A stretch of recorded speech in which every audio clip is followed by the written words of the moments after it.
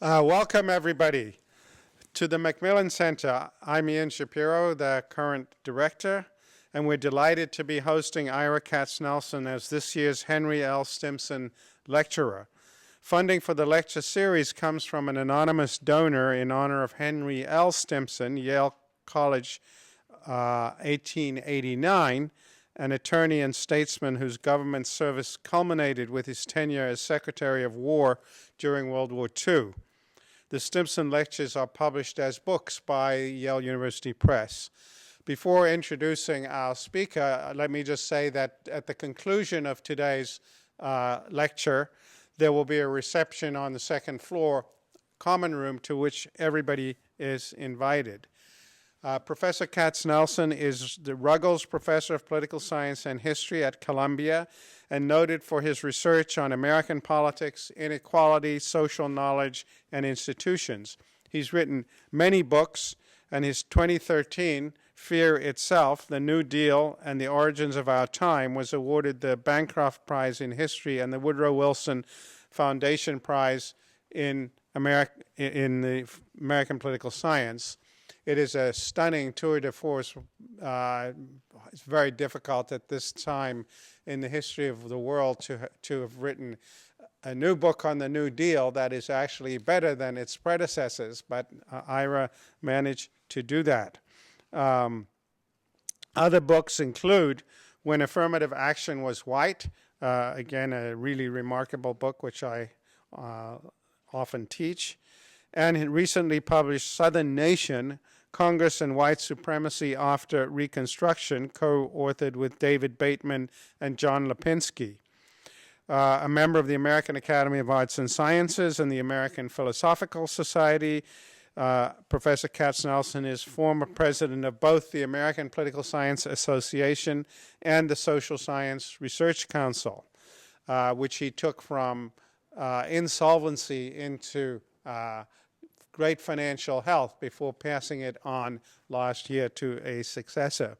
So those of us who benefit from the Social Science Research Council are going to be indebted to Ira long after his now 5-year term has expired. He's here to give 3 lectures on the overall theme of exigencies, from impermanent emergencies to enduring exceptions. We always like to say when we have speakers that the topic is timely, whether it is or not, but in fact it's hard to imagine a more timely subject than the one that he's chosen. Today's the first of 3, called Dahl's Nightmare. His next lecture will be tomorrow, called Liberalism's Edge, and Thursday's lecture will be on negotiating the rule of law. And we're looking forward. I hope you'll join us for all 3 of these lectures. So I'm pleased today to introduce Ira Katznelson. Welcome.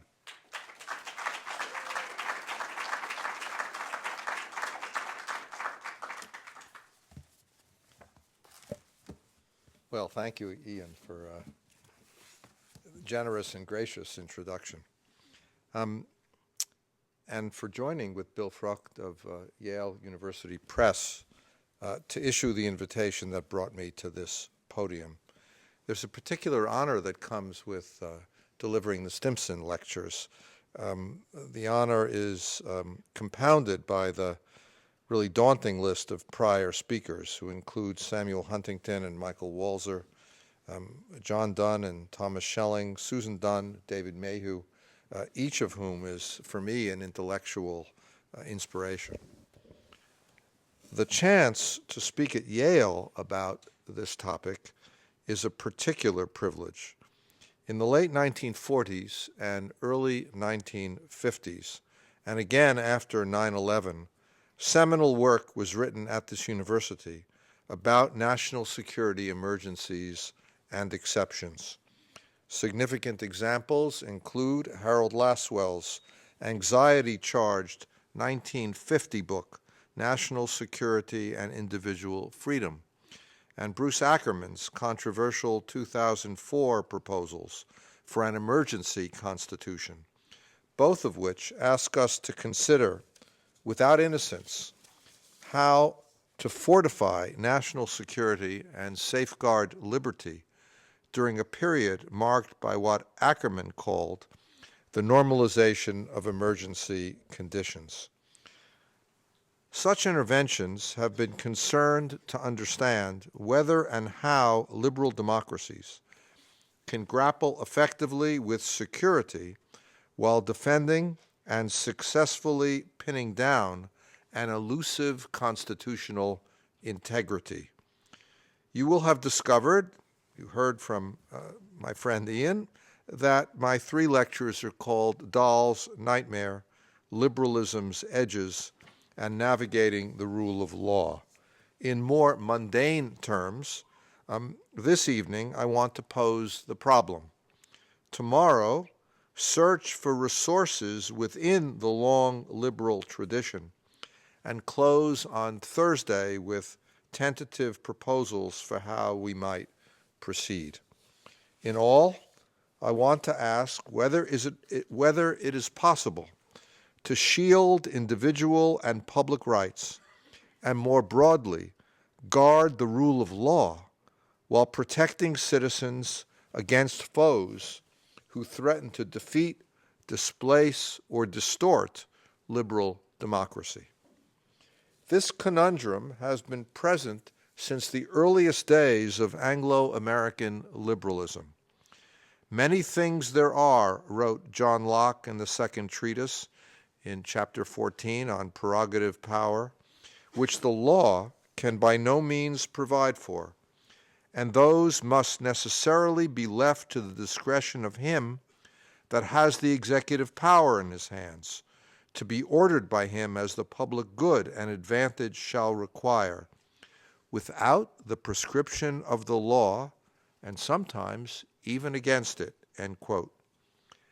A century later, as he attempted to persuade New York voters to ratify the Constitution of 1787, Alexander Hamilton averred in Federalist 23, and I quote, that the circumstances that endanger the safety of nations are infinite, and for this reason, no constitutional shackles can wisely be imposed on the power to which the care of it is committed. The means of security, echoed James Madison in Federalist 41, can only be regulated by the means and danger of attack. They will, in fact, be ever determined by these rules and by no others. It is vain, he wrote, to impose constitutional barriers to the impulse of self-preservation. In the mid-19th century, John Stuart Mill announced, I am far from condemning in cases of extreme necessity the assumption of absolute power in the form of a temporary dictatorship. In 1793, Robespierre asked, is revolutionary government, which must move forward with more energy and act with more freedom than ordinary government, less fair and legitimate? No, he replied, for it is founded on the most sacred of laws, the people's salvation, and on the most unquestionable of entitlements, necessity. From a revolutionary at the height of the terror, not a surprise, but for liberals, against the law, no constitutional shackles, vain to impose constitutional barriers, dictatorship? The predicament is not new, and it cannot be evaded. No modern state, certainly not the United States, can escape the exigencies of security. Even at the founding, Hamilton underscored the prospects of harm in Federalist 24. Quote, a wide ocean separates the United States from Europe, he wrote, yet there are various considerations that warn us against an excess of confidence. Even then, in a world with vastly slower transport, tenuous means of communication, fewer means of mobilization, and dramatically less lethal weapons than we know, insecurity beckoned, quote, Hamilton, on one side of us and stretching far into the rear are growing settlements subject to the dominion of Britain. On the other side, and extending to meet the British settlements or colonies and establishments subject to the domain of Spain. This situation, and the vicinity of the West India Islands belonging to these two powers, create between them, in respect to their American possessions and in relation to us, a common interest. The savage tribes on our western frontier ought to be regarded as our natural enemies, their natural allies, because they have most to fear from us and most to hope from them. He concluded by warning that, quote, these circumstances combined admonish us not to be sanguine in considering ourselves as out of the reach of danger. Then, as Hamilton wrote, and now, as we continue to live with nearly inexhaustible security threats, the challenge of exigencies compels attention, especially for liberal Democrats. As Hamilton cautioned in Federalist 8, safety from external dangers is the most powerful director of human conduct. Even the most ardent love of liberty will, after time, give way to its dictates. If his counsel not to be too sanguine was persuasive in the early republic, how much more so, alas, for us in our time? Certainly my lifetime has been marked by jarring insecurity. With my classmates as a child in Brooklyn during the war in Korea, I had to wear a metal army dog tag, an army-style dog tag. I viscerally recall the quite terrifying weekly duck and cover primary school drills when we practiced crouching below our wooden desks under the aegis of the Federal Civil Defense Administration. After 9/11, my family and I had to confront the smell of death conveyed to Manhattan's Upper West Side by a northern wind from the World Trade Center. And who can forget the acres of walls and fences covered by posters with photographs of the missing? Insecurity compounded. Even a soul as sober as Bruce Ackerman could project in 2004 a future marked by recurring terrorist assaults on American soil, leading to legally sanctioned roundups of tens of thousands whose religious and/or national background would be understood to suggest a significant probability of subversive disloyalty. That's in his essay on Emergency Constitution. We are enclosed in fearfulness, badly in need of sober rationality and democratic reason. In this context, I feel particularly privileged to test my ideas here, in what I think of as the House of Dahl. For my remarks are motivated by a short article, only 6 pages long, possibly the shortest ever penned by Robert Dahl, called Atomic Energy and the Democratic Process, that he published in November 1953, 10 months after Dwight Eisenhower had been inaugurated for his first term, and just as Dahl and Ed Lindblom were publishing their Politics, Economics, and Welfare. That book insisted that the choice of particular social techniques within public affairs must advance key Enlightenment values. These they specified in liberal terms, and I quote, as freedom, rationality, and appropriate inclusion, plus security. On his own, and with Lindblom, Dahl was a member of a heterogeneous and loosely coupled impulse I once designated as the political studies Enlightenment, across a range of types of social knowledge. Not just Dahl and Lindblom, but Hannah Arendt and Karl Polanyi, David Truman and Richard Hofstadter, Harold Lasswell and David Reisman, treated social science in the post-war years, entwined with analytical history, as a pathway to ethics, and they insisted that the tradition of Enlightenment required a new realism, a good deal of repair, and much fortification.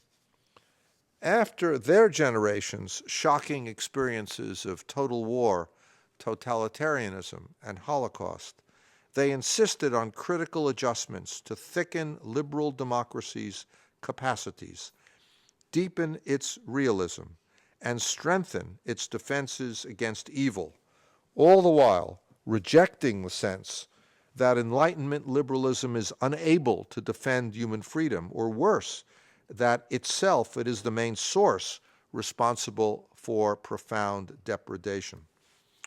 Anti-liberal disparagement on the right in the spirit of Carl Schmitt, or on the left in the spirit of Max Horkheimer and Theodor Adorno, was opposed by this group, who feared undermining their most cherished political values.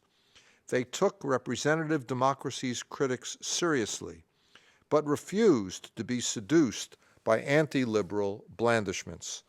This legacy orients my remarks, a quest for realism, repair, and fortification, all the while understanding that nothing is guaranteed.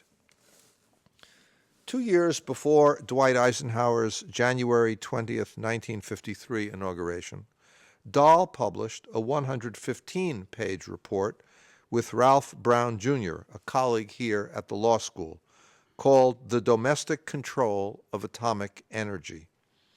Written for the Social Science Research Council Committee on the Social Implications of Atomic Energy, that extended essay closed with a series of, quote, problems of general theoretical significance. These included the effects of secrecy on the democratic process, the relationship of lay citizens to experts, and, I quote, the role of leaders in making decisions in American democracy. Dahl and Brown asked whether and how the leaders in this substantive arena could be, quote, controlled by traditional democratic institutions, and they were concerned to identify effective limits to their discretion. These questions remain pressing. In the preface to the Dahl-Brown report, SSRC President Pendleton Herring, a distinguished political scientist, observed that its orientation was, quote, informed and matter-of-fact, rather than written in a tone of fateful alarm. But it was just such apocalyptic language that characterized President Eisenhower's inaugural at the East Front of the Capitol in January 1953. The promise of this life, he observed, is imperiled by the very genius that has made it possible. Science seems ready to confer upon us, as its final gift, the power to erase human life from this planet. 3 months later, Eisenhower spoke of, quote, the point of peril, following 8 years of fear and force. What can the world or any nation in it hope for, he asked, if no turning is found on this dread road? The worst to be feared and the best to be expected, he said, can be simply stated. The worst is atomic war. The best would be this, a life of perpetual fear and tension. This was Ike's nightmare, perpetual fear and tension. The most basic exigency had intensified, and the amplification had become eternal. At that very moment, Bob Dahl was curating a special issue of the Annals of the American Academy of Political and Social Science, dedicated to the impact of atomic energy. A special issue that sought to assess whether it could be possible, and I quote, to deal with atomic energy through democratic political processes, noting approvingly that the arrival of nuclear weapons had not pushed us to the edge of dictatorship, and perceiving how America's leaders, quote, are quite patently not imposing a tyrannical will on a terrified public, he nonetheless discerned in this policy area, and I quote, that the political processes of democracy do not operate effectively. Atomic policy, his epigrammatic article concluded, will remain the product of only a tiny group of leaders.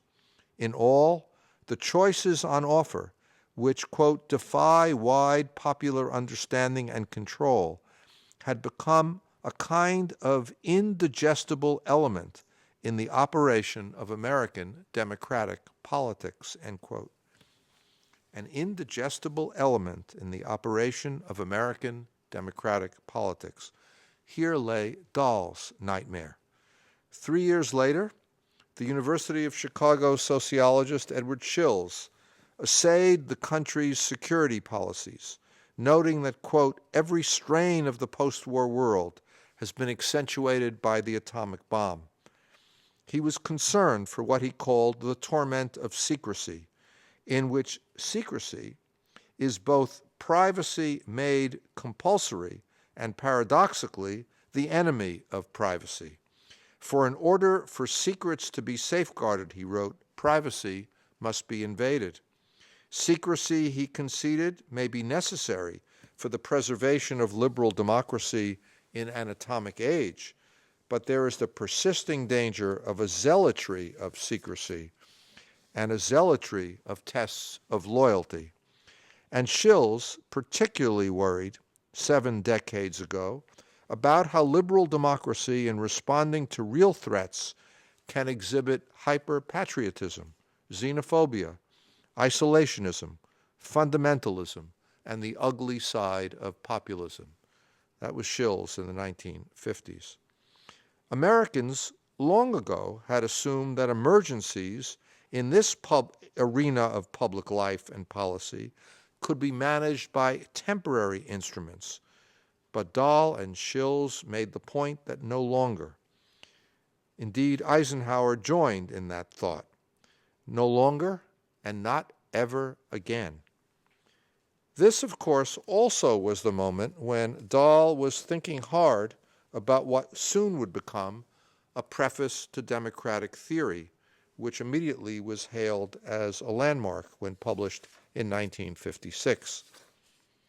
Yet, in his largely forgotten Atomic Energy and the Democratic Process, Dahl concomitantly was identifying a distinct regime dimension that not only stood apart from what he designated as America's polyarchy, but threatened to expand. Atomic energy, he wrote, aptly symbolizes an era in which opportunities for popular control have generally dwindled. Perhaps, he ruminated, this unusual extent of elite control might prove to be no more than a passing adjustment to a novel situation by an essentially vigorous and healthy democracy. But he closed, however, on a dystopian note. The article's final sentence refers, quote, to a growing class of situations for which the traditional democratic processes are rather unsuitable, and for which traditional theories of democracy provide no rational answer. Dahl returned to this theme in the Frank Abrams lectures he delivered at Syracuse University in 1984, talks he called Controlling Nuclear Weapons, Democracy versus Guardianship. What was to be done, he astringently inquired, about what he designated as, quote, this is now 30 years after the first article, what he designated as a strategic paradox. No decisions, he wrote, can be more fateful for Americans than decisions about nuclear weapons. Yet these decisions have largely escaped the control of the democratic process.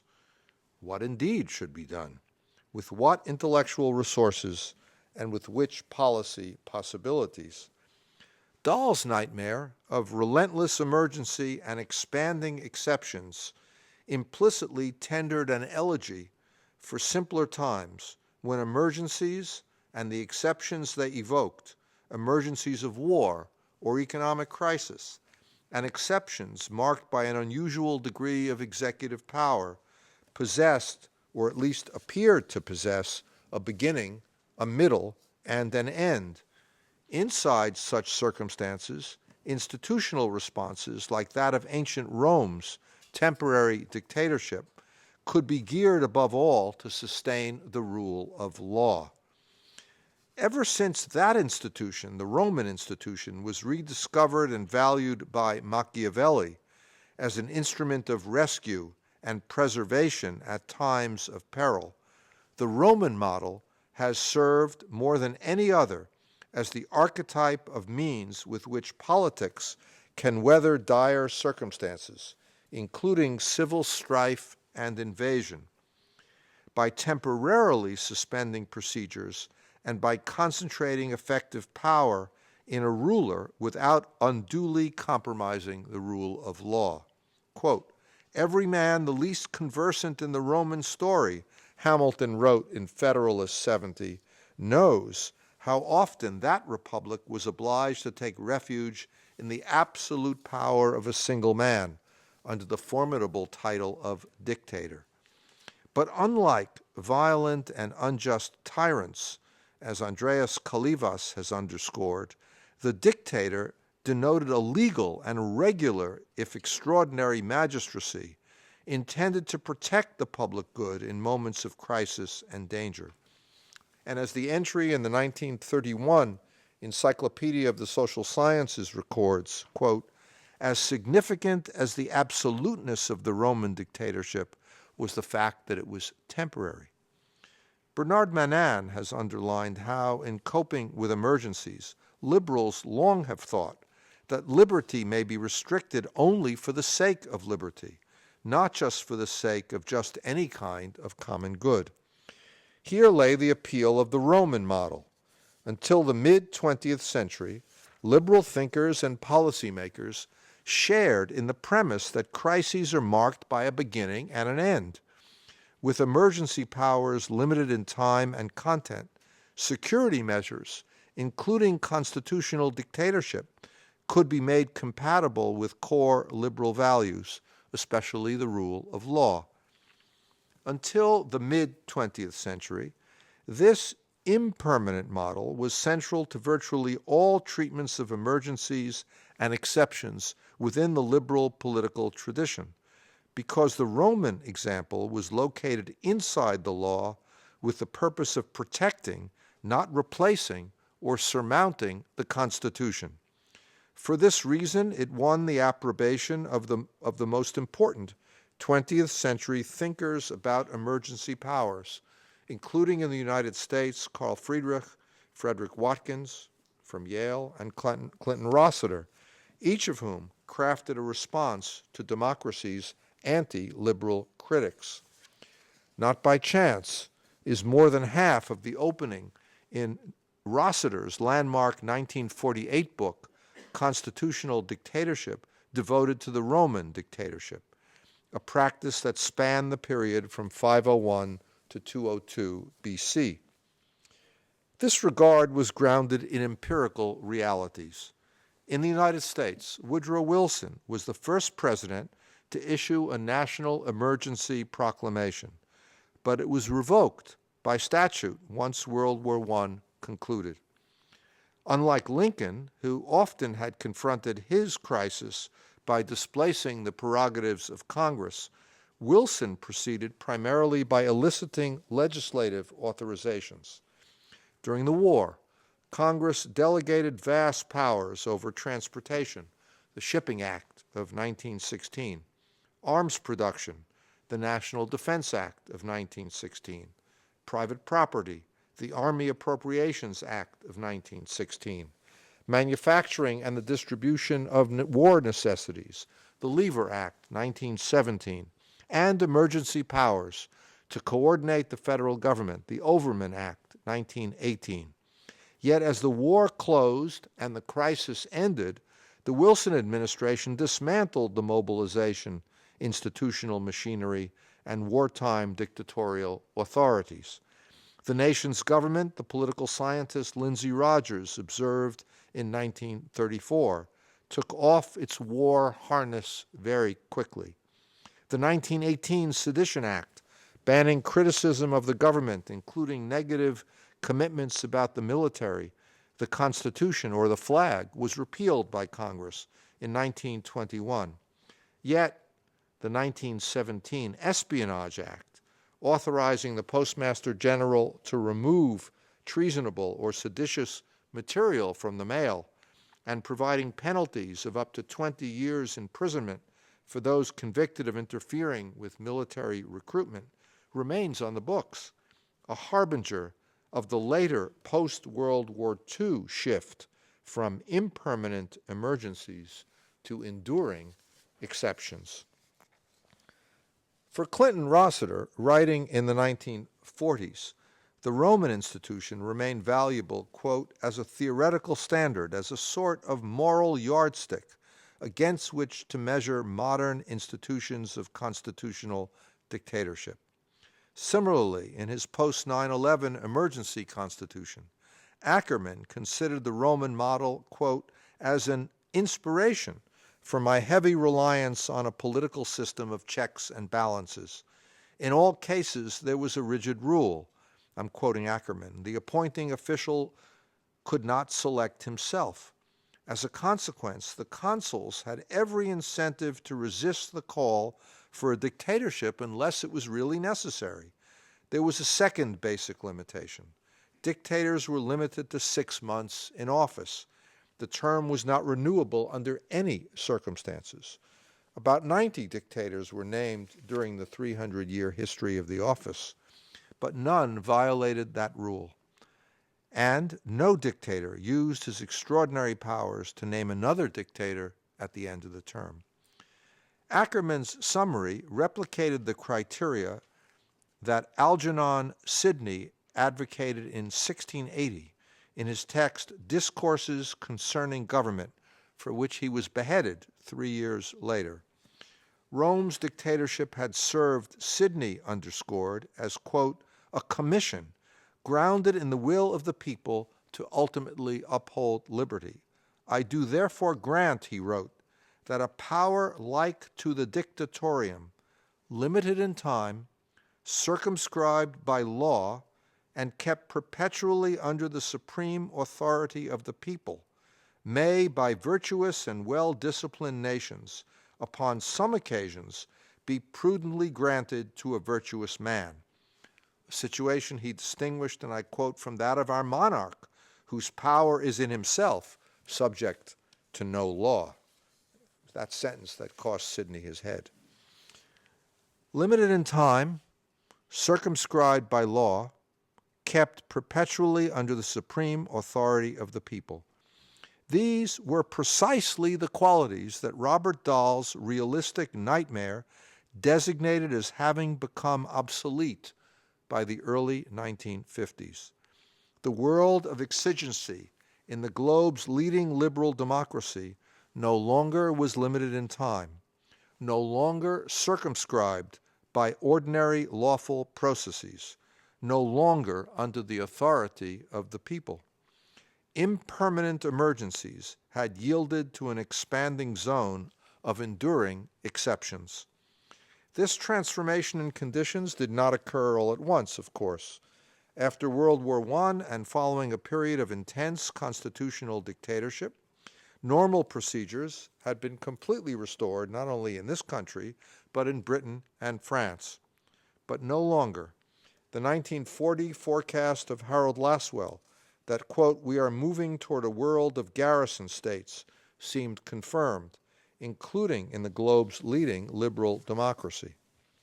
4 developments in the 1940s had generated danger without end, and with that, a deep sense of anxiety, a remarkable intensification of violence, above all by the invention and use of atomic weapons, and the tandem vulnerability of civilians, the persistence of a totalitarian enemy, America's new international status as the leader and protector of half the globe that placed burdens and shaped new threats, and with the Cold War, an inability to determine when conditions of emergency might close. Dahl was not alone in designating these sources of apprehension. His brief atomic energy article captured more widespread concern. Cornell's Robert Cushman devoted his 1944 American Political Science Association presidential address to civil liberty after the war. He warned that the conclusion of the conflict would not end the country's state of emergency because, quote, the constitutional democracies of the world, without precedent, are fighting for their lives against powers which are not seeking merely to conquer them, but which are bent upon destroying constitutional democracy as a system of government and replacing it by a brutal totalitarianism.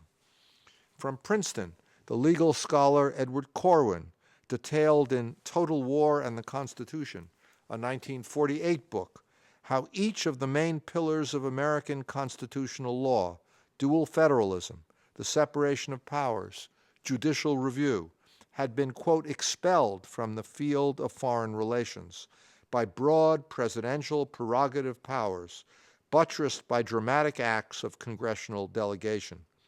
What is unclear, Corwin opined, was whether the core constitutional idea of liberty against government could survive. Near the close of Constitutional Dictatorship, also published in 1948, Rossiter emphasized how, as in Rome, no constitutional dictatorship should extend beyond the termination of the crisis for which it was instituted.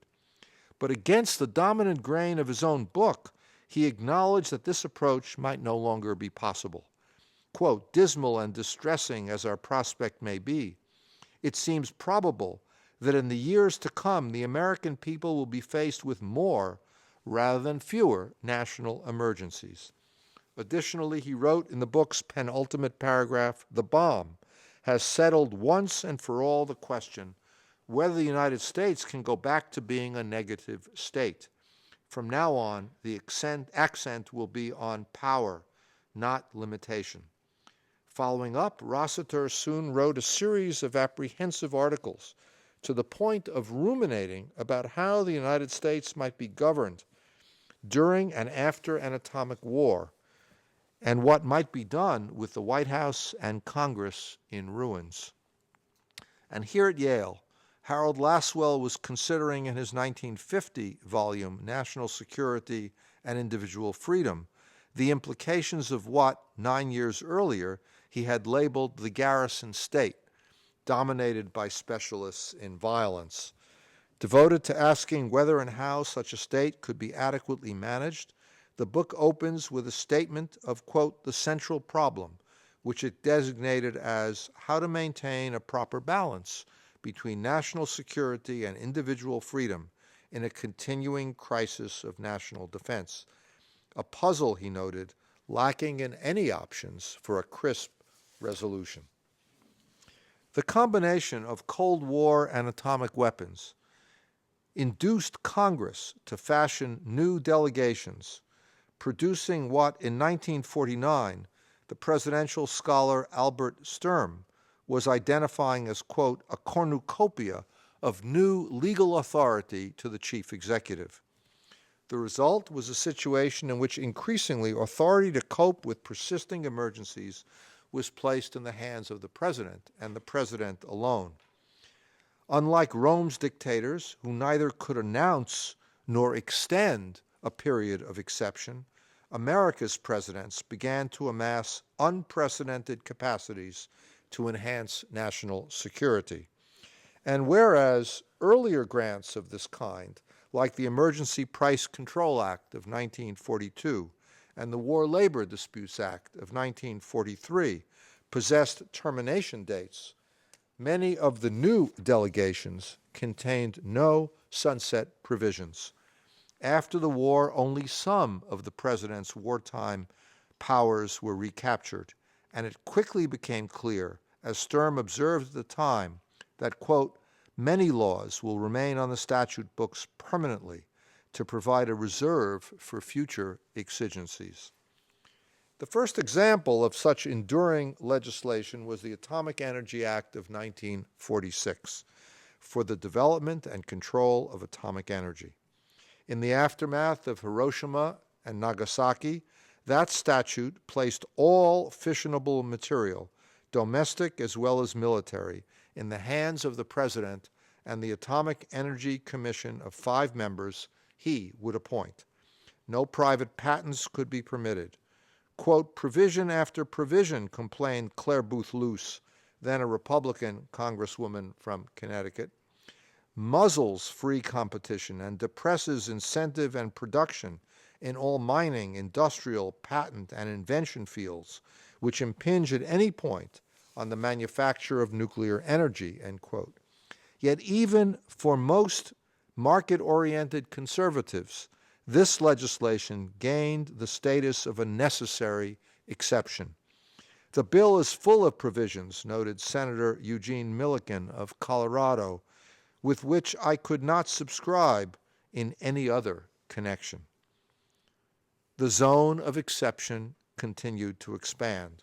The 1949 amendments to the National Security Act of 1947 exempted the Central Intelligence Agency from ordinary reporting responsibilities to Congress for its expenditures and activities.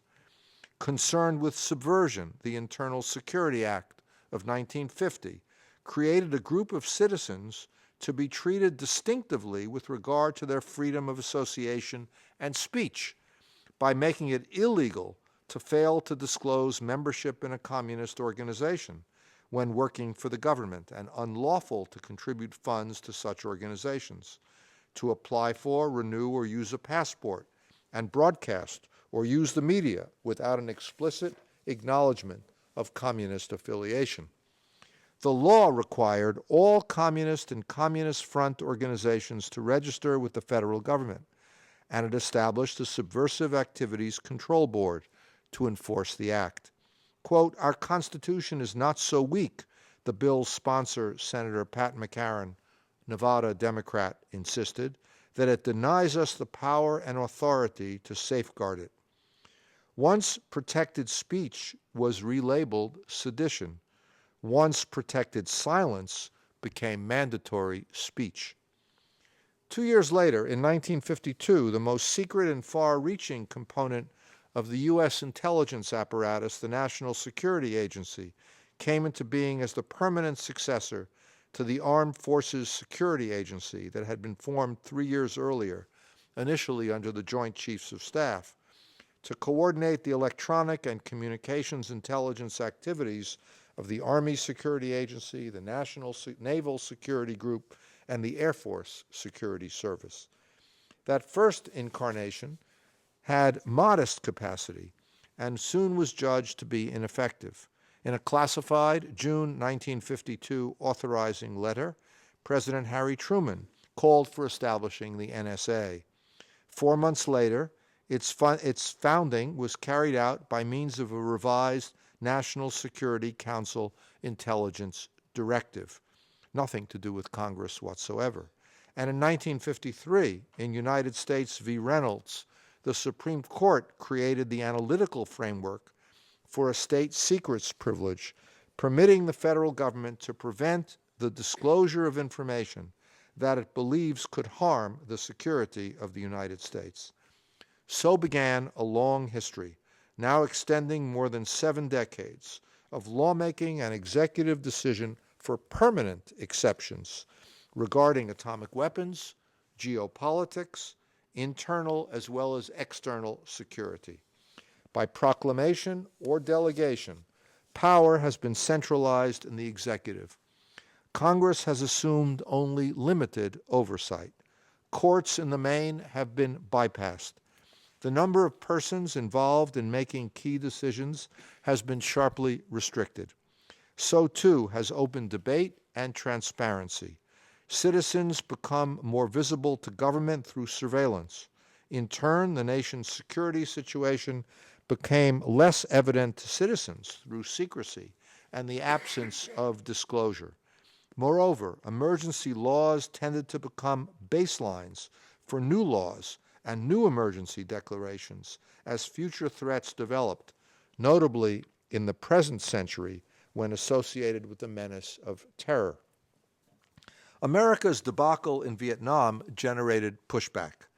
The War Powers Resolution of 1973, passed over the veto of President Nixon, required the armed forces only be placed in combat by a congressional declaration of war or by statutory authorization, or by the President in a national emergency created by attack upon the United States, the territories or possessions, or its armed forces. Further, the President must notify Congress within 48 hours of committing armed forces to action, and any deployment beyond 60 days is forbidden without a congressional authorization of military force, an AUMF, or a congressional declaration of war.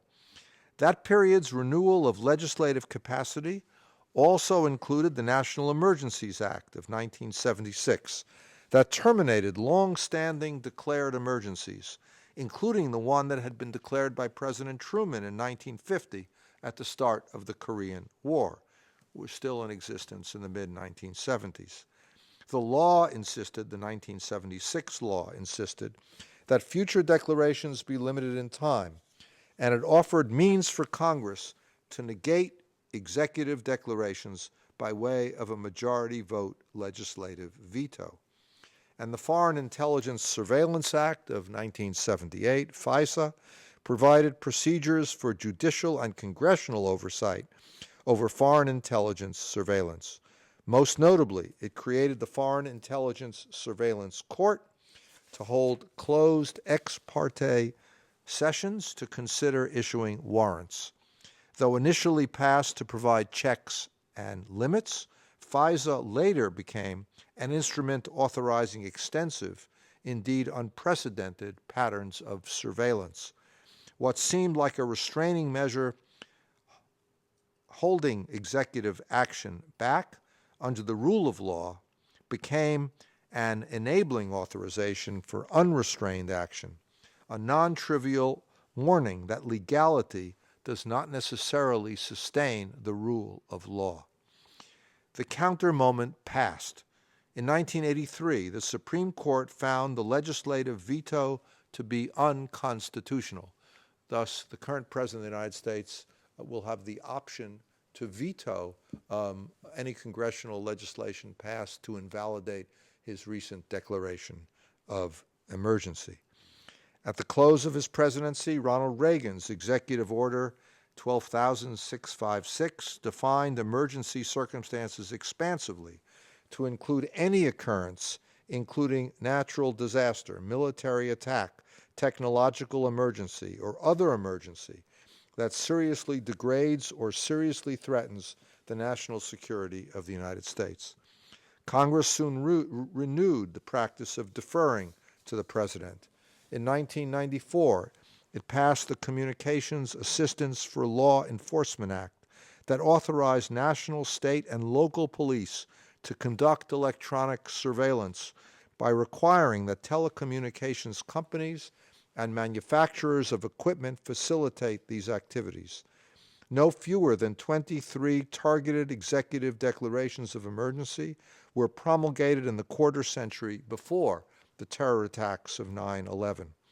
These actions, increasingly rooted in statutory law, the Congressional Research Service reported in 1990, permitted presidents to seize property, organize and control the means of production, assign military forces abroad, institute martial law, and oversee all transportation and communication, regulate the operation of private enterprise, restrict travel, and in a variety of ways control the lives of U.S. citizens. Ever since the 2001 attacks on the World Trade Center and the Pentagon, the United States has been, continues to be, under President Bush's September 14 declaration of national emergency by reason of certain terrorist attacks. Soon followed on September 23rd by an emergency order, quote, blocking property and prohibiting transactions with persons who commit, threaten to commit, or support terrorism. Subsequently, a massive array of instruments of surveillance and security have been deployed through statutes and orders by Presidents Bush, Obama, and Trump. As Judge Richard Posner noted in 2006, counter-terrorist measures then already included, and I quote, the attempt to deny the right of habeas corpus to captured terrorist suspects, the interception of phone calls and other electronic communications, such as emails of U.S. citizens by the National Security Agency outside the limits set by the Foreign Intelligence Surveillance Act, ambitious data mining projects, such as the military's Able Danger project, demands by the FBI under Section 2015 of the Patriot Act for records of library borrowings, monitoring of the constitutionally protected speech of radical imams, torture or quasi-torture of terrorist suspects, including U.S. citizens apprehended in the United States rather than on a foreign field of control, such as Afghanistan or Iraq. These exceptions were announced in executive orders on detention, 2001, habeas corpus, 2001, terror detainee legal status, 2002, lawful interrogation, 2009, applicability of criminal law, 2010, the periodic review of detainees, 2011, border security and immigration enforcement, 2017, protecting the nation from foreign terrorist entry into the United States, 2017, and protecting America through lawful detention of terrorists, 2018. At a time when partisan polarization is widely thought to be the cause of reduced legislative productivity, Congress has been uncommonly active in passing, among other laws, the Patriot Act, 2001, the Homeland Security Act, 2002, the Intelligence Reform and Prevention of Security Act, 2004, the Protect America Act, 2007, the FISA Amendments Act, 2008, the Patriot Extension Act, 2011, and the USA Freedom Act, 2015. Other instruments of exception have been promulgated without proclamation or legislation. Perhaps most notable was the secret authorization by President Bush, permitting the National Security Agency to eavesdrop on telephone conversations within the United States on Americans and others inside the country without court-approved warrants in what NSA called a special collections program. Once begun, there was almost no oversight outside the NSA, as the agency could pick targets not only without court certification, but without agreement by the Department of Justice or other parts of the administration. These policies cumulatively narrowed legislative power, widened executive prerogative, and limited the secure range of rights possessed by citizens and foreign persons. Clearly, conditions of exception have become wider in scope, more heterogeneous in character, ever more routine. Within a week of the attacks, Congress authorized President Bush in an uncommonly broad delegation to, quote, use all necessary and appropriate force against those nations, organizations, or persons he determines planned, authorized, committed, or aided the terrorist attacks that occurred on September 11, 2001, or harbored such organizations or persons in order to prevent any future acts of international terrorism against the United States by such nations, organizations, or persons. Further, President Bush's in-house lawyer, John Yoo, insisted that this authorization had been superfluous. He wrote, "The power to initiate military hostilities, particularly in response to the threat of an armed attack, rests exclusively with the President, without any limits on the executive's judgment whether to use military force in response to the national emergency." President Obama did not base his actions on this unitary executive approach, allowing presidents alone to determine when national emergencies exist and how to respond with force, surveillance, torture, unlimited detention, or military tribunals, and whether to set aside laws such as criminal codes in an open-ended manner. By contrast to the prior administration, the Obama administration approach was more minimal in its orientation to war powers, calling often for the end of conflict authorized by the broad 2001 authorization for the use of military force. The Obama administration favored statutory instead of broad constitutional arguments, and offered elaborate and often transparent explanations of its policies and decisions. From the initial day of the administration, it pushed back against the treatment of detainees beyond the scope of the U.S. Army Field Manual and international law, making the closing of Guantanamo a signal objective, a goal we all know that it failed to achieve. Yet, while relying more on expansive processes for decisions and more on congressional authorization and delegation, the Obama years also advanced bulk data collection, a unilateral use of force in Libya without international or domestic legal warrants, and the targeted killing in Yemen of an American citizen, Anwar al-Awlaki, who was promoting terrorism, to be sure, that was carried out by a drone strike in September 2011, each of which represented expansions of presidential discretion. In all, noted Curtis Bradley and Jack Goldsmith at the close of the Obama presidency, the AUMF remained the principal legal foundation under U.S. domestic law for the president to use force against and detain members of terrorist organizations, especially after its presidential extension in 2014 to cover the use of military force against the Islamic State. Even with a self-conscious attempt to establish restraint, together with policies narrowly focused on operational objectives, none of the extensive legal entitlements protected and projected by the Bush administration were explicitly renounced, and thus have remained ready for use by the Trump administration. And now, in closing, let me simply note that since his inauguration, President Trump has returned to the unitary executive view, making uncompromising claims for his authority, rejecting any kind of executive limitation. At a minimum, Carl Friedrich's designation of regularized restraint as the centerpiece of the liberal rule of law has been called into question. And the AUMF, which began in 2001 as giving authority to use force against al-Qaeda in Afghanistan, has become a protean foundation for the indefinite war, wrote these commentators, against an assortment of terrorist organizations in numerous countries, a development Bradley and Goldsmith designated as one of the most remarkable legal developments in American public law. Dahl's nightmare, in short, has expanded and intensified. Might it be tamed? Tomorrow and Thursday, I should like to probe that challenge by amplifying Dahl's alarmed observations in the dimensions of theory and history.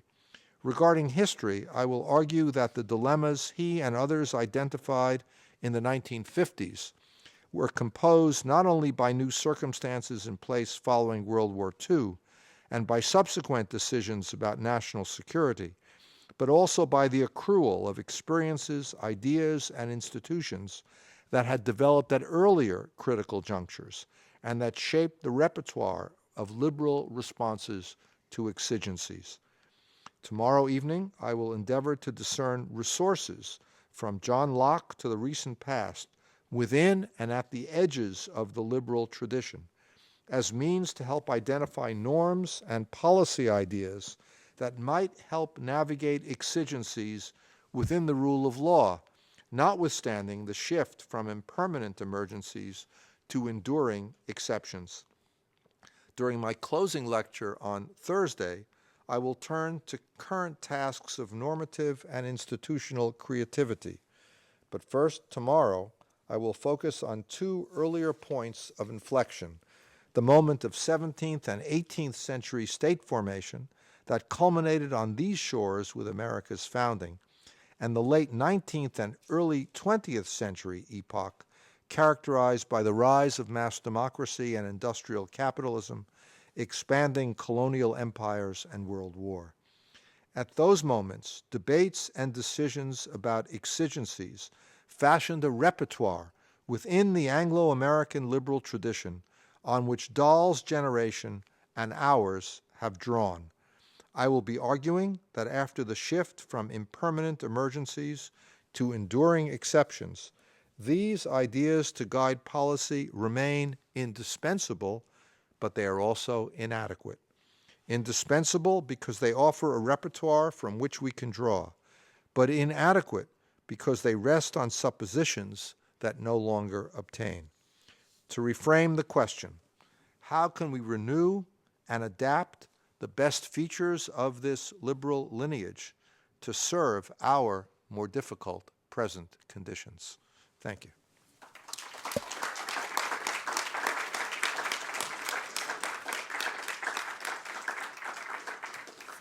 Thank you so much. There's an awful lot in that for us to reflect on and anticipate what's coming. We're going to open things up for conversation with the audience. We have about 25 minutes, but I thought I would exercise the prerogative of the chair and start the conversation by inviting you to say a little bit more about the institutional side of things. You went back to the founding, and of course in those days the greatest fear was that the legislature, particularly the House of Representatives, was going to be too powerful, and nobody was worrying about the power of the executive. And we live in a very different world, of course, today, where, for instance, we now have, huge changes, standing army with the commander-in-chief, which almost by itself sucks power into the legislature. We have the much more independent election of the president, which gives the president much more independent legitimacy and authority vis-a-vis the legislature than was the case in the 18th century. But we also have some issues in the logic of the separation of powers. You talked about Dahl, as he pointed out in Preface to Democratic Theory, that the ambition will be made to counteract ambition was sort of long on rhetoric and short on mechanisms for actually making it work. And others have observed the same thing. John Fairjohn and his co-author for Yale have said, that if you think about these institutions counteracting one another, well, the presidency doesn't confront internal collective action challenges, whereas now 400 and 535 representatives, if you count both houses of Congress, have huge conflicting incentives, so it's much harder for them to coordinate. And then you've also have things like as you mentioned, the unitary theory of the executive, which has been welcomed by the younger Posner, among others, and John Yoo and people like that. So a lot of that tells a story of the sort of decreasing capacity of Congress to resist power grabs from the executive, or just the natural evolution of things that has strengthened the executive. But it's a more complicated story than that. As you yourself argue at considerable length in the chapters on the Truman administration and fear itself, and you briefly alluded to it again here, it wasn't a case of the Roosevelt and then Truman administrations making power grabs that Congress found itself unable to stop. On the contrary, Congress was just shoveling over authority, including fiscal authority and authority to take the CIA off budget and all of these things. They were actively surrendering. It wasn't that they were failing to stop. And then all of this litany of post 9/11, the vast majority of it again was legislation. Congress actively engaging in its own evisceration, or its institutional evisceration.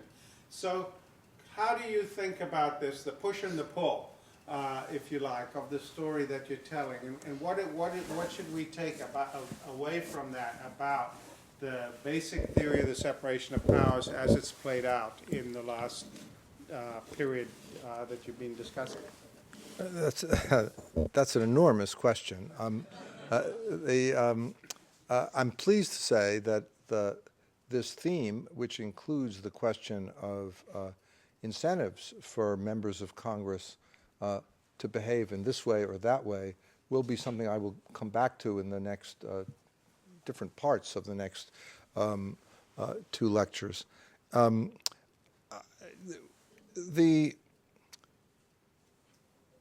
are a number of really interesting puzzles. You'll see that those who hear tomorrow's lecture will hear a discussion which, in an area of history where I'm something of a country boy, Lincoln and the Civil War, in which we'll take up the question of how Lincoln behaved with extraordinary executive power. There was an 11-week period in which Congress didn't even meet, in which he raised an army, went to war, and so on. But how he took great care to respect the separation of powers after, retrospectively. And I think there's a micro puzzle for us and a larger sort of macro puzzle, or maybe also a middle level puzzle. The micro puzzle is one that you raised, Ian, about incentives. It's most members of Congress, certainly today, do not want to be seen in any way as potentially weak on security. And the vast delegations that they voted for with huge votes across party lines in an era of polarization in part reflect that. The larger mega question, the macro question, is one that's been with us far longer. You find it in Locke's discussion of prerogative power. In circumstances that demand urgent action, security circumstances, who can act but the executive? That's why all those comments near the beginning of my talk from not just Locke, but Hamilton and Madison. Now remember, the Federalist papers, those essays were written to sell the Constitution. They were written to persuade the American people that we're not going to create a government that's rapacious, that's endlessly unlimited. But they were honest enough to say that in this area, constitutional shackles may not hold. And maybe they shouldn't even at times. So it's a hard-baked macro problem. And to use I'll come back to a term our colleagues Stephen Skoranek and Karen Oren have used, of intercurrents, of how decisions taken at different moments about the separation of powers concatenate, not always neatly in a linear development way, to create configurations of institutional elements at a kind of middle level that both shape and constrain the kinds of decisions political actors are taking. Last sentence for now. A graduate student asked me recently, in one word, how would you describe what you are? Well, it's not easy to answer as a political scientist. And I said, an institutionalist. Because institutions are congeries of rules, both formal and informal, which are incentives and disincentives to behavior and therefore help establish probabilities. And the question we face collectively, not as social scientists simply, but as citizens, is how in this vexing area that Dahl was one of the first to see was shifting from temporary impermanent emergencies to permanent enduring exceptions. How do we as citizens begin to imagine shaping an institutional arena that can deliver security, but not salami-like, as it were, eliminate the liberties for which that security is devoted? And hence, that's where I want to turn the next two times. Okay. Any questions? No, you can stay there. I'll come to you.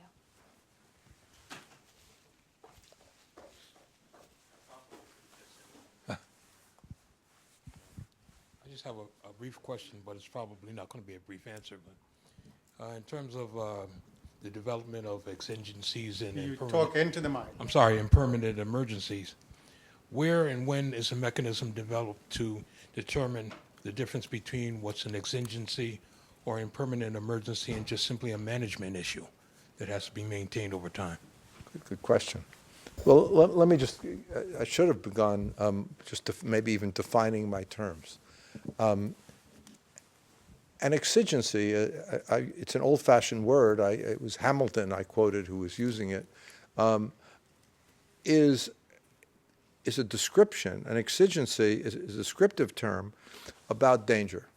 We live in a world of exigencies, said Hamilton. We have British and Spanish enemies, Native American enemies who are going to line up with them more than us because we're going to give them no good, and so on and so forth. An emergency, in the language, among others, of Locke, refers to within that larger frame of exigency, to a sudden and often unforeseen acceleration of insecurity. Bombs drop on Pearl Harbor. If it had been entirely foreseen, the fleet wouldn't have been in the sitting ducks. 2001, 9/11, again. You have something happens that, boom, transforms circumstances and you need a response. By exceptions, I mean establishing a framework, this is the Dahl insight, which is to the side of, not entirely outside of, but to the side of ordinary democratic processes. And what I simply in this mostly descriptive first lecture wanted to show is that how Dahl's and Eisenhower's and Shill's and Corwin's and others' worries from between the 1940s to mid-1950s, in fact, not only their anxiety not only was redeemed in the actually, but to a scale they didn't imagine. And that does not mean that I think that all responses to insecurity since the 1950s have been deliberately undertaken to hollow out liberal democracy. I don't believe that. I believe most were undertaken in order to protect liberal democracy. But the consequences are a really big question, which I also hope to grapple with a bit. How much of that can occur without transforming the core features of liberal democracy itself? And at what point do you move from the edge into the center? So that's not quite an answer to your question, but I think I want to begin by at least thinking about these three words of exigency, emergency, and exception, and not treat them as synonyms, but as overlapping yet distinctive. And I think the challenge to us is how to deal with exigencies and emergencies in circumstances where the exceptions have become hard-baked into the character of the regime, and perhaps necessarily so. We can debate that. And if so, then how do we proceed? And that's what I'm trying to help myself think about, and would love to get your views. Corinna.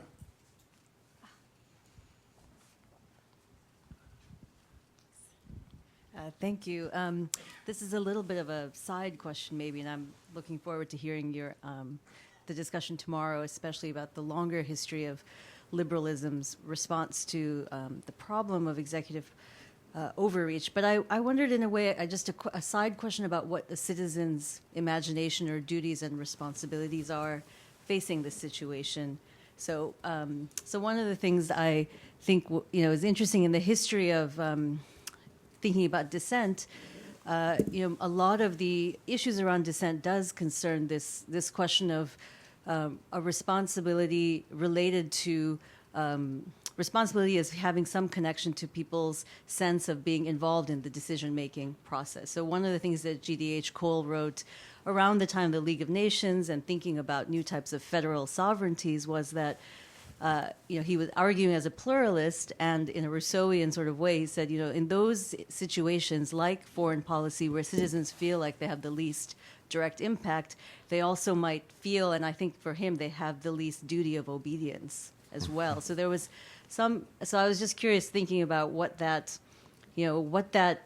how to think about a citizen's obligation to the state in that sense when decision-making feels separated. And on the flip side, I guess, in our contemporary moment, it's often said that, people are willing, clearly, to pay for a more extreme standing army or for protection and security and support this legislation, but they would be unwilling, or people say this, so I'm curious about you, but they would be very unwilling to abide by conscription or anything like so I just was curious on the other side of this, questions of citizen obligation or dissent that might be also, there might be some tearing at the edges there, the more executive power or more of these things have no institutional link or maybe even an imaginative link to what citizens take to be the things that need to be protected, or even if the larger question of those who might argue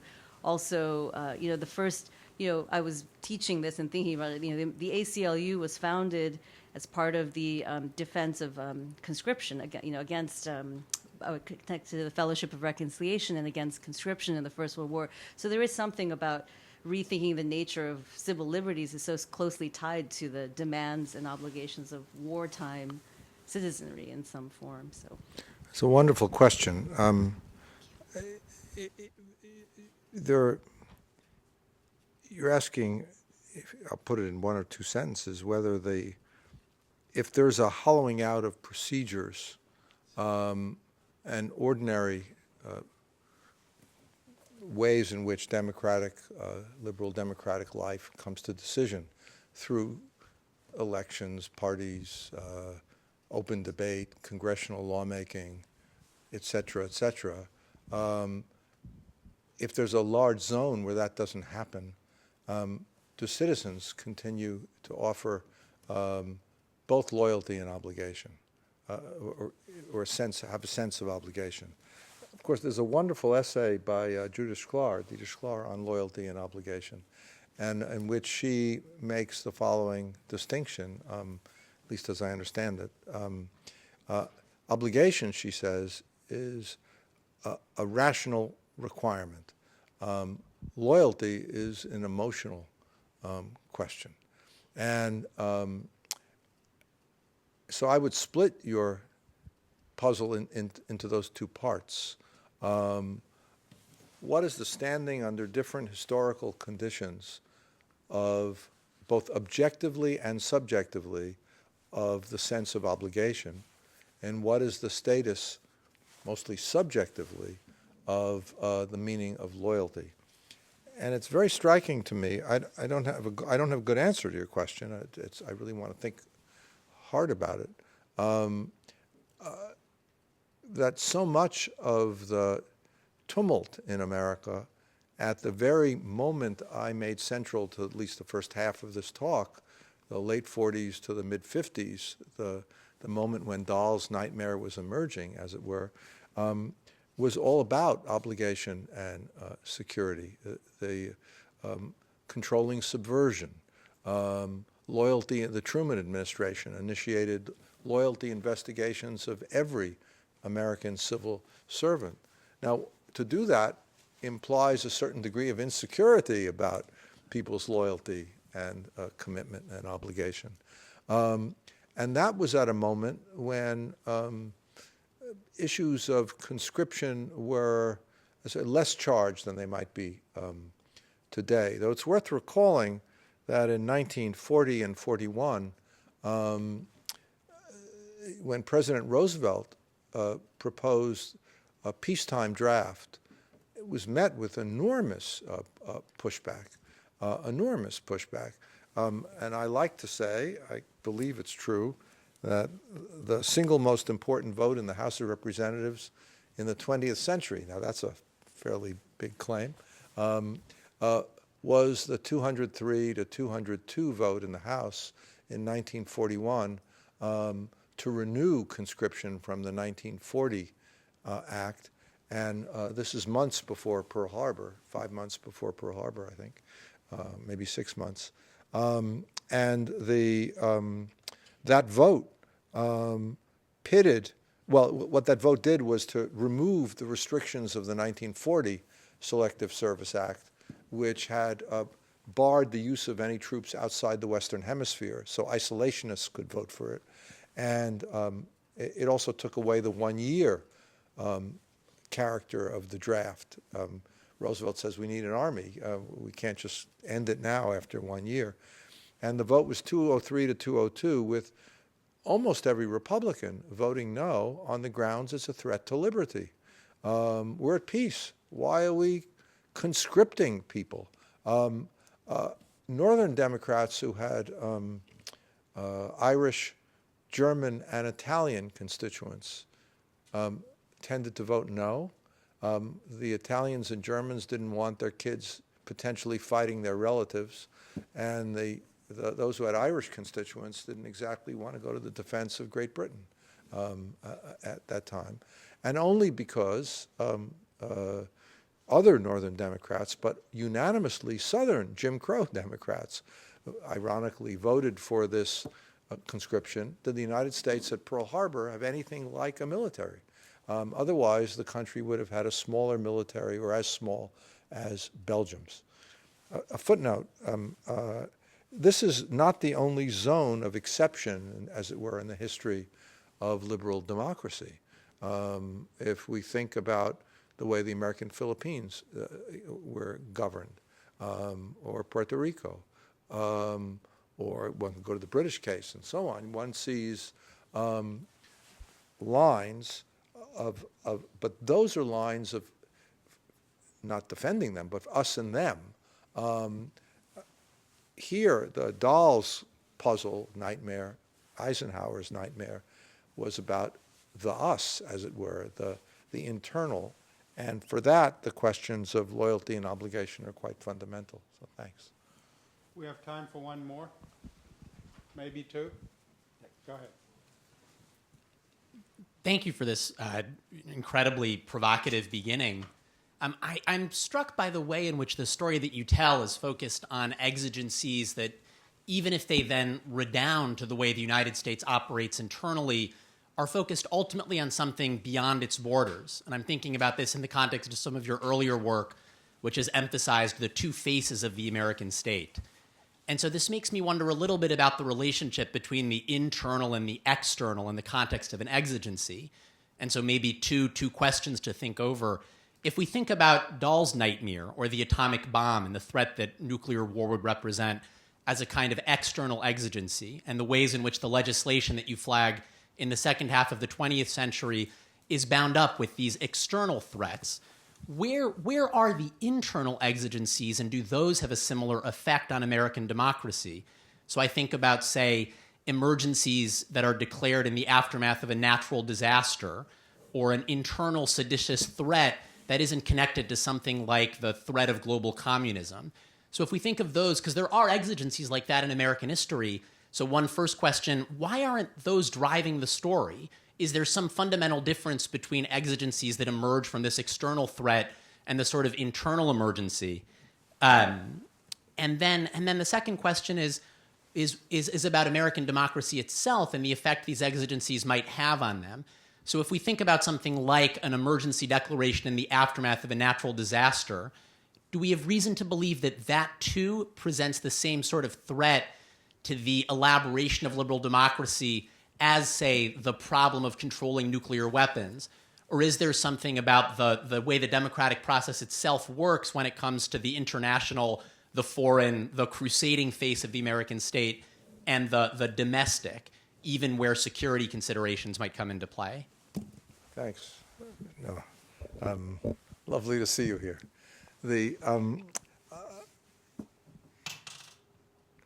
Well, the two questions are not disconnected. The first thing I would say is just a slight amendment to your representation of the first. I don't think we could think of atomic weapons, for example, as simply an external threat. I hid under my desk in school. We were taught that this was some way we might survive a Russian attack, an atomic attack on New York. It's unlikely as an empirical matter that my wooden desk would have protected me. But the hardest puzzle, or think about 9/11. So it's not just an external. I think that what's so striking about these matters was that the boundary of internal and external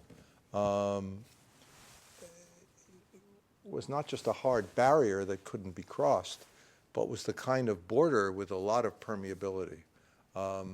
And so that strikes me as not unimportant, because it leads to a sense of citizens feeling insecure.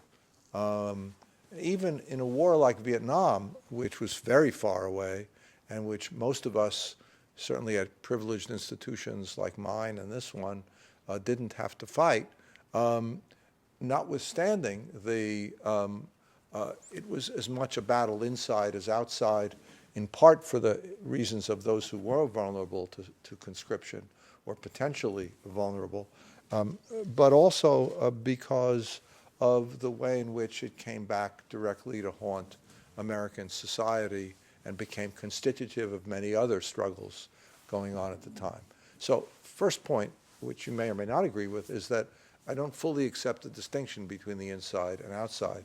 And I'm struck again, if we just stick for a moment to the period with which I was primarily dealing early in the talk, it's an internal security act as well as rules about the draft for people to go outside in the military. And this back and forth strikes me as what is particularly striking about this period of post-war and to the present in terms of what I'm calling enduring exceptions, because they transcend. Now, there are other there have been, I reread this morning, since the passage in 1976 of the Emergencies Act, there have been 59 declarations of emergency by presidents. Most are about things like a hurricane or occasionally a trade dispute, often natural disasters. But these tend to come under the heading of, what did I call it, impermanent emergencies. You have a declaration about a terrible hurricane, it's about that event. Whereas when we have this border crossing of internal and external threat, where we've gotten zones of exceptions either by presidential declaration or by kind of congressional delegation that Ian was underscoring, that tends to stick and accumulate. Even there are pushbacks, but then the rigidity of it seems, if not quite wholly immovable, exceptionally difficult to move. So I would distinguish, and for that reason I think it's reasonable, not unreasonable. I want to think more about your question, but it's not unreasonable to distinguish between different kinds of situation and different kinds of reaction. And the very last thing I'll say will sound abstract, but both abstract and concrete. This comes out of a different literature altogether. Many years ago, in an internal debate within Western Marxism, Perry Anderson criticized E.P. Thompson, two great figures, for, in his book on the making of the English working class, for using the term experience as causal, in which Thompson said the experience of the English working class caused the formation of an active political working class. And Anderson said, no, experience, it's a junction term. You shouldn't use it because it means two different things. It means I experienced something objectively, someone's suitcase on the train, if it had hit me in the head today, I would have, that's an experience. But experience also means active learning. We gain experience.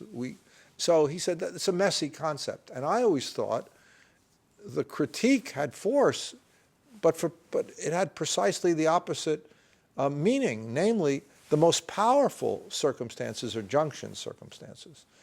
Experience combining the objective and the subjective. Situations that combine the obligation and the loyalty.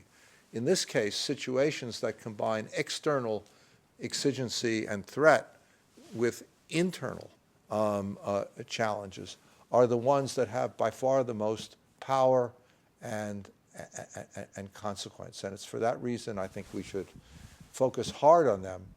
You'll see that there are a non-trivial number of figures, perhaps even starting implicitly with Hobbes, but certainly with Carl Schmitt and more recently with Agamben, who believe that liberal democracies simply can't, not only can't solve this problem, they can't begin to address it meaningfully. And it's that challenge that I'll take up the next two times.